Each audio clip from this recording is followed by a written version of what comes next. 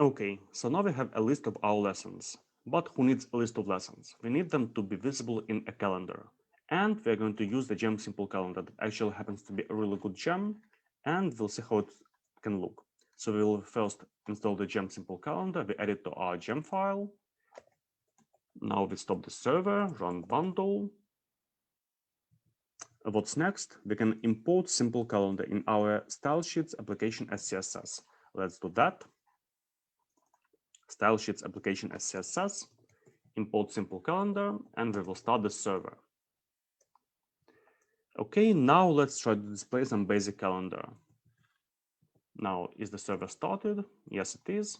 Let's display the basic calendar in our lessons view. So lessons index, above the table with all the lessons. Let's display it. Okay, here is a basic calendar, but we don't have our events in the calendar yet. And let's see if it is responsive. No, the calendar isn't responsive, so we can also add it into a table responsive class. So we open the div, we close the div of table responsive, refresh, and now the calendar is also responsive. Looks nice. We close this. And let's see, so month calendar due date.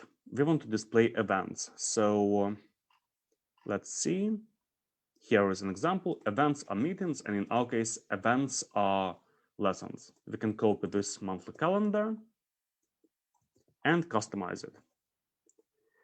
So month calendar, events are not meetings, but lessons, each to date and lessons.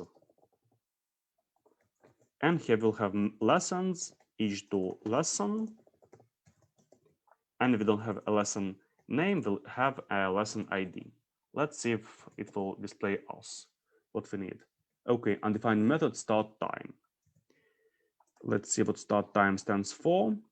Okay, so we can also set an attribute start date, but we have an attribute named start. So we'll have events lessons and attribute start. Refresh. And here you see we have some kind of IDs. So these are actually the lesson IDs. Let's turn them into links. We'll have link to lesson ID, lesson path at lesson. And here we press and we go to the lesson with this ID. So it's correct. And you see, even on this particular day, we have 2 lessons happening, and each of them is in a separate row. So looks not bad to me.